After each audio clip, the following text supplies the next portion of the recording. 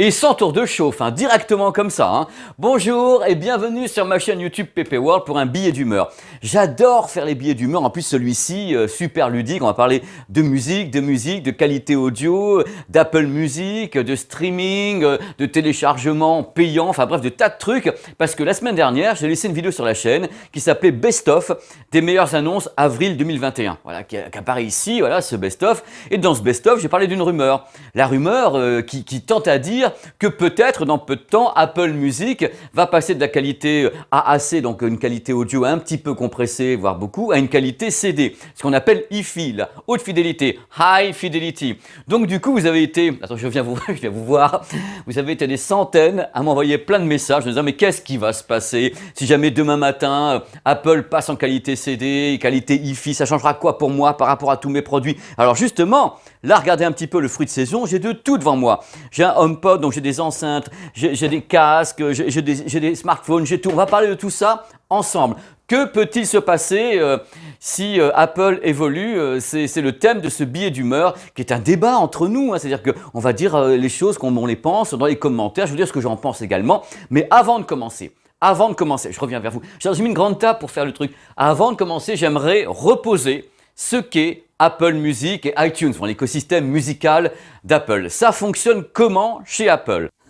On va planter le décor tous ensemble. Alors quand vous écoutez Apple Music ou que vous achetez de la musique sur iTunes, le format, le codec de compression, c'est le AAC. Alors, ça fait longtemps que j'en parle sur la chaîne, il apparaît ici, on va le mettre là, le AAC. Le AAC, c'est un codec Apple. Mais ils n'étaient pas tout seuls, Apple, à concevoir ça. Ils se sont fait aider un petit peu à Cupertino et aidés par des gens pas connus du tout, Dolby, Sony, entre autres, ainsi qu'un institut allemand super réputé qui avait créé le MP3. Tout le monde a bossé pour faire mieux que le MP3, justement. Donc c'est un codec qui est plus frais, qui est plus stylé, qui compresse mieux, l'algorithme est mieux fichu et tout. Mais attention, le AAC, tout joli soit-il numériquement, ça reste un codec compressif avec perte. Donc ce qu'on appelle du lossy, c'est-à-dire un codec destructeur. Alors ça fait un petit peu transformer comme ça, mais c'est pas non plus une destruction monstrueuse, mais il y a une compression avec destruction. Voilà, lossy. Contrairement aux autres codecs dont on va parler tout à l'heure, qui sont lossless, sans perte.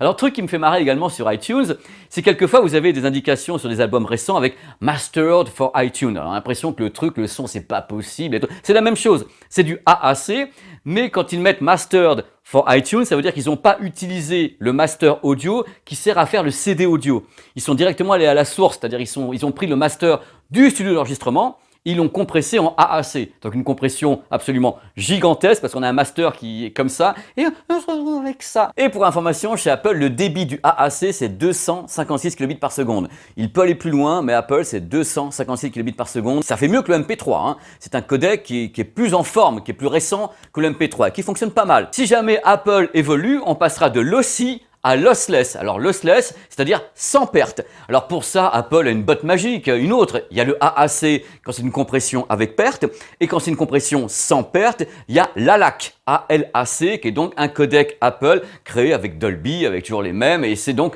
le codec haut de gamme d'Apple. Alors peut-être que l'ALAC va être utilisé en streaming sur Apple Music, ainsi qu'en téléchargement de musique achetée, on ne sait pas ce qui va se passer. Donc cette vidéo, c'est à la fois un rêve, une perspective et une réalité. C'est-à-dire que le rêve, c'est que ça se produise, la réalité, c'est que ça va à mon avis se produire, et la perspective, c'est qu'est-ce qu'on fait de tout ça une fois que Apple a monté en qualité CD, dite hi-fi. Avant qu'on continue, parce que j'ai super envie de vous parler, il faut que je vous parle des concurrents d'Apple dans ce segment. Si Apple passe dans peu de temps, comme c'est supputé, et croyez-moi, je suis vraiment le roi du supputage, si Apple passe dans peu de temps en qualité CD, c'est à mon avis parce que Spotify va le faire. Je vous ai annoncé déjà que Spotify hi-fi allait débarquer à la fin de l'année, donc peut-être que Apple se dit « Oh là là, rush, il faut qu'on le fasse avant pour pas se retrouver le bec dans l'eau ». Ils ont Qobuz, le français Qobuz, qui fait ça depuis des années. Qobuz, on peut acheter de la musique, on peut streamer de la musique en qualité CD, même en qualité iRes 24 bits. Ils ont Tidal, très populaire aux États-Unis, Tidal qui fait de la qualité CD et de la iRes. Ils ont Amazon HD, qui est là dans les parages également et qui commence à s'installer de tous les côtés. Et ils ont un autre français, Deezer, avec Deezer hi-fi. Donc vous voyez, c'est pas l'idée de se dire Apple va se mettre dans une niche en faisant de la qualité CD hi-fi, c'est qu'en face, il y a du monde et ce sont des gros. Et c'est pour ça, Castagnette, que l'arrivée du casque Apple AirPods Max n'est pas, à mon avis, le fruit du hasard. C'est pas tombé comme ça du ciel, tiens, on va faire un casque à 630 €. Non, c'est pour peut-être préparer le terrain à une évolution de la qualité technique sur les plateformes justement Apple, donc le streaming ainsi que l'achat de musique. Ce produit, je le rappelle, est un produit qui est Bluetooth ainsi que filaire. Et en filaire, on peut lui balancer du 24 bits quand même, en 48 kHz.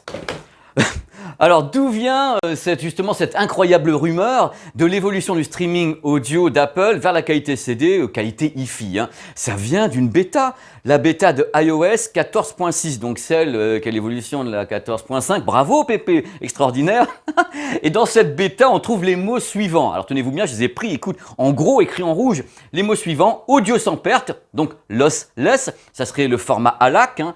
Chez Apple, on trouve les mots streaming stéréo de haute qualité. Donc en effet, ça serait Apple Music, on pourrait donc streamer avec une qualité CD. On trouve le mot hi-fi, donc haute fidélité. Le mot Dolby, hasard, Dolby, partenaire d'Apple. Je ne sais même pas si c'est partenaire, enfin ils s'aiment bien. Dans tous les cas, ils sont dans le même coin, hein, c'est la Californie. Et Dolby est déjà partenaire dans tous les cas pour l'audio spatial, le 3D avec les AirPods Pro et tout le tremblement. Donc ils travaillent beaucoup avec. Donc je pense que Dolby est encore investi dans la façon dont Apple voit l'avenir de la musique. Il faut savoir que Dolby est également Dolby Atmos for Music, hein, c'est chez eux. De là à ce que ça atterrisse chez Apple, il n'y a pas loin. Si voilà, hop, je ne sais pas, j'en sais rien. Ce sont des rumeurs. Là, vous avez une vidéo qui est un billet d'humeur où nous tentons d'être des visionnaires, vous et moi. Nous sommes visionnaires dans le sens où nous partons du principe qu'en effet, Apple va faire monter la qualité technique de sa plateforme de streaming audio Apple Music. Et je pense également par ricochet, parce que c'est important, si on monte quelque part, il faut monter ailleurs, hein, les loulous. Donc, par ricochet, si le streaming audio monte en qualité CD, je pense que l'achat, c'est-à-dire ce qu'on peut acheter comme morceaux de musique, des albums et autres chez Apple avec iTunes, l'achat serait également en qualité CD, parce que je ne vois pas monter d'un côté et pas de l'autre. Mais c'est possible que ça monte d'un côté ou pas de l'autre, parce que je ne sais pas, je ne suis pas Apple. Messieurs, dames, je rêve à un monde où en effet les gens pourraient choisir entre une qualité AAC, si ça leur fait plaisir, ou la qualité CD. Et je rêve à un monde également où l'évolution en qualité CD serait considérée comme gratuite, c'est-à-dire sans supplément, sans surcoût. Parce que je tiens à vous signaler un truc super important. Je vais me rapprocher pour gueuler un bon coup. Attendez, regardez comment je vais gueuler. C'est que ce n'est pas la première fois que Apple fait le coup de l'upgrade de sa plateforme. Je vous explique. Quand on a lancé iTunes, en mettant des millions d'albums et de morceaux en vente. Ces morceaux étaient vendus, je crois, à 9,99 ou 10,99 et tout. C'était en 128 kilobits par seconde, c'est-à-dire vraiment un débit, mais minable, de chez minable, que j'étais là avec, j'avais les oreilles qui saignaient, je devais tester tout ça et tout. J'étais là, oh là là, mais comment est-ce qu'on peut? Et figurez-vous qu'un jour, je me suis réveillé le matin et Apple a dit, oh, mais c'est génial, hein, on va doubler le débit. Alors, donc vous reconnaissez que 128 c'était pas beaucoup, hein. On va passer en 256. Donc ils vont doubler le débit, mais attention, l'upgrade était payant. On payait par album, je crois que c'était 10% de la somme, et on retéléchargeait son album en qualité supérieure en payant au passage. Moi j'ai trouvé ça, mais c'était honteux. Donc voilà, j'espère que là, en effet, la bonne action pour tout le monde sera de dire on va monter d'un cran, donc passer en qualité... Ouah je savais bien, il faut que j'en fasse tomber un. C'est l'Android, il est solide. Je reviens, merci Oppo. Ah, j'ai honte, mais j'ai honte, et c'est un tapis en plus. Voilà. Et ça serait le coup de génie. Parce qu'en face, ce qui va se passer, c'est qu'à mon avis, Spotify, et Spotify hi-fi, la version hi-fi sera plus coûteuse. Deezer et Deezer hi-fi est plus onéreuse. Qobuz, le forfait qualité CD, est plus onéreux. Même chose pour Amazon HD. Si Apple parvient à maintenir le tarif en disant de toute façon on est les kings, les rois du pétrole, et on peut en effet le faire, et l'industrie va nous suivre, c'est-à-dire l'industrie musicale, dans ce cas-là, ils ont tout gagné. Et là, vous vous dites, mais Pépé, mais arrête de nous gonfler. Que se passera-t-il si jamais, en effet, Apple Music balance de la musique en qualité CD alors que j'ai un iPhone, par exemple? Alors, c'est tout simple. L'iPhone, il est content, lui. Il a Apple Music, il va recevoir une qualité CD. Oh, je suis content et tout. Alors après, quand on l'a ici, la qualité CD, il faut bien la diffuser, la balancer. Il y a bien sûr plusieurs options. La première, c'est le Bluetooth. Alors le Bluetooth chez Apple, à ma connaissance, c'est du SBC et du AAC. Donc les codecs un peu beaucoup les plus limités côté audio, c'est-à-dire que en effet, ça va pas très très loin au niveau du débit. Enfin, c'est comme ça. Donc si l'iPhone reçoit une qualité CD, il va la rabaisser, oui, la diminuer un peu et balancer en Bluetooth AAC vers des casques, vers des écouteurs, tout ce que vous voulez en AAC. Voilà, ça c'est l'option iPhone. Si vous n'avez pas un iPhone, parce que je vous gonfle depuis le début avec Apple et autres, mais évidemment que les produits Android sont compatibles avec Apple Music, avec iTunes et autres. Donc si vous n'avez pas un iPhone, avec Android vous avez un peu plus de possibilités techniques. C'est-à-dire que Android en général, sur la plupart des produits, ne se limite pas au SBC ou AAC dans les codecs Bluetooth. Android peut aller vers l'aptX. Si en effet le smartphone est compatible aptX, il va balancer le son directement en aptX vers un produit compatible, donc comme le XM3 de Sony que j'ai dans la main. Donc le son sera théoriquement de meilleure qualité puisque l'aptX de Qualcomm a été conçu pour travailler un signal qualité CD et essayer de retrouver toutes les caractéristiques du signal en qualité CD de l'autre côté. Voilà, c'est tout. Il faut savoir que l'aptX HD ou le LDAC sont plutôt réservés aux fichiers en qualité iRes 24 bits, ce que n'est pas Apple Music. Apple Music annonce une élévation, mais à mon avis, c'est pas vers la iRes 24 bits. Ça, c'est réservé à Qobuz, Tidal, Amazon Music. Donc déjà, vous savez que d'un côté ou de l'autre, en Bluetooth, vous allez avoir des résultats qui sont quand même très très bons parce que je pars du principe, et je m'y tiendrai, messieurs, dames, que meilleure sera la source de départ, meilleur sera le résultat à l'arrivée. Donc il n'y a pas de mal à se faire du bien en ayant une qualité CD sur des smartphones en streaming ou bien en ayant stocké de la musique, quitte à la balancer en Bluetooth différemment derrière. Deuxième option, vous n'êtes pas en Bluetooth. Ah bah voilà, c'est vachement bien. Vous êtes en AirPlay. Donc l'iPhone va recevoir un signal en qualité CD en streaming. Il va pouvoir le balancer en qualité CD via AirPlay. Parce que AirPlay c'est du Wi-Fi. Il n'y a pas une notion de Bluetooth avec des codecs AAC, SBC ou machin truc. Vous balancez directement le son qualité CD en AirPlay. Peut-être vers un HomePod mini, vers un produit comme une barre de son, vers un système Hi-Fi, donc un lecteur réseau. On continue à débattre comme ça ensemble. Ce que je comprends dans tout ça, c'est que l'offre d'Apple, si elle arrive avec la qualité CD, peut-être qu'il n'y aura pas un surcoût de tarif, ce qui serait bien, mais que évidemment il y a plusieurs niveaux derrière. Il y a plusieurs propositions, c'est-à-dire que l'iPhone, à mon avis, pourra se caler automatiquement au niveau de sa qualité par rapport à la qualité du réseau. Enfin, l'iPhone ou un Android.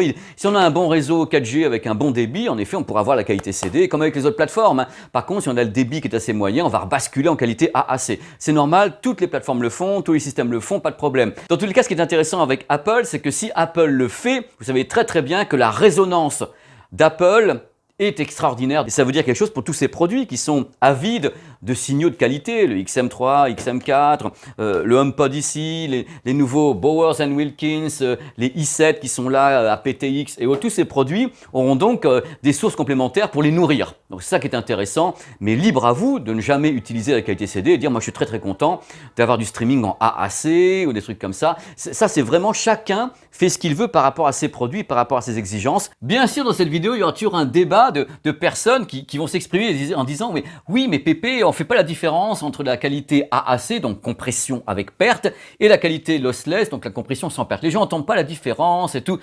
Les gens n'entendent pas la différence parce que peut-être on ne montre pas la différence. Tandis que là, si on élève la qualité des plateformes, si on élève la qualité des produits, les gens vont se rendre compte qu'il y a quand même une différence parce que les gens ont besoin d'expérimenter. Et si en effet Apple permettait au public, ils ont quand même beaucoup de monde qui les suit, permettait au public pour le même prix d'avoir une qualité de base supérieure, donc d'avoir de la qualité CD au même tarif qu'une qualité compressée avec perte, je pense que les gens, ça les encouragerait à tendre un petit peu l'oreille. Ah bah tiens, maintenant que Apple est passé en qualité CD, je vais peut-être redécouvrir un peu mon casque, redécouvrir un peu tel ou tel artiste, avoir envie d'acheter des écouteurs un peu meilleurs pour mettre avec un Android ou mettre à la maison comme ça des meilleures enceintes avec AirPlay parce que justement je peux avoir un son en qualité CD. C'est vraiment a chain reaction. C'est-à-dire qu'en effet, Apple n'est pas le premier, il serait même le dernier à le faire. Mais quand Apple se pointe, ça fait toujours quelque chose. Parce qu'on se dit, bah tiens, si eux le font, c'est que ça va devenir mainstream. Alors que les autres font déjà du mainstream. Il y a toujours ça dans l'inconscient collectif.